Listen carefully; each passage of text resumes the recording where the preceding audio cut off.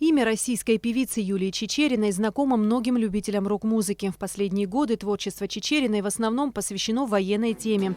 Певица часто выступает в горячих точках – Донбассе, Нагорном Карабахе, Сирии. Юлия также приезжала в Абхазию, где ее неизменно тепло принимали зрители. Но на этот раз целью приезда певицы стала отнюдь не музыка. По ее словам, она приехала поддержать друга Ахру Авицба и своих однополчан, задержанных 4 марта по обвинению в незаконном хранении оружия по предварительному сговору. На странице Юлии в социальных сетях стали появляться публикации, в которых она критикует действия властей Абхазии, в том числе и правоохранительных органов. Подобные оценки законных действий властей искажают сложившуюся ситуацию и тем самым дискредитируют имидж страны. Публикация вызвала негативную реакцию многих жителей Абхазии. Мы связались с Юлией, и она согласилась дать небольшой комментарий. Очень сложная ситуация, очень запутанная, много информации. Я пока что слежу исключительно за информацией поступающей. Реакции ты имеешь в виду комментарии? Да. Я такое не читаю, потому что не все люди комментируют, и не все умные люди комментируют. Поэтому это как пустая трата времени, я считаю. Я, приехала в Абхазию поддержать своего друга Ахру Авицба. И еще, сколько там, 4 человек еще осталось. Кого-то отпустили.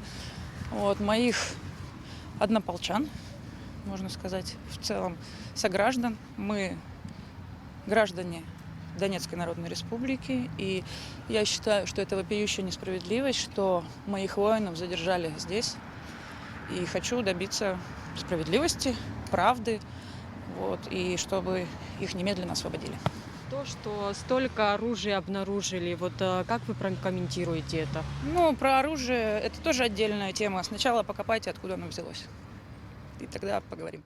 На наш вопрос о том, что многие граждане Абхазии посчитали публикации Юлии провокационными и оскорбительными, она и пояснила, что ее неправильно поняли. Я думаю, просто некоторые меня неправильно, может быть, поняли, невнимательно читали, не вникали, эмоции какие-то, может быть, включались у людей. Поэтому ни в коем случае, конечно же, я не хотела никак обидеть народ Абхазии. Я очень люблю Абхазию, эту страну. У меня много друзей абхазов. Я знаю, какие это прекрасные люди. Один из этих представителей – это Ахра. И если бы все были такими, я думаю, тут бы просто был рай, реально. Но, естественно, люди не все хорошие, и не все честные. Поэтому, конечно, я никого не хотела обидеть. Если вы внимательно прочитаете все мои заявления без эмоций, то моя претензия только к существующей власти, которая незаконно закрыла моего друга в тюрьму. Никаких претензий к народу Абхазии я не предъявляла. Или меня неправильно поняли, или процитировали какие-то неприличные СМИ, нанятые боты, комментаторы и прочее. Так что меня неправильно поняли, если кто-то обиделся, но в целом, скорее всего, это от какого-то неведения, что-то люди не понимают, недопонимают и невнимательно читают. Но ведь именно большинство этого народа и выбрало нынешнюю власть. Да неужели? Я приехала за своим другом. Я считаю, что его незаконно удерживают, шьют на него поклеп. А вы Достаточно. Вы свою поддержку как будете дальше? Будете какие-то митинги или что-то? Я приехала сегодня, абхазы организовывают акцию, мирную акцию, тоже по этому же самому поводу, требуя просто закона, исполнения закона для всех равного. Ахра Авицба и его 5 охранников были задержаны 4 марта. В доме, в котором проживала Авицба, сотрудниками СГБ и МВД были изъяты оружие и боеприпасы к нему.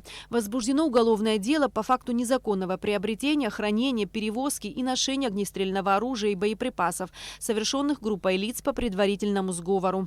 7 марта Сухумский городской суд избрал в качестве меры пресечения для Ахры Авицба и 4 его охранников заключение под стражу сроком на 1 месяц.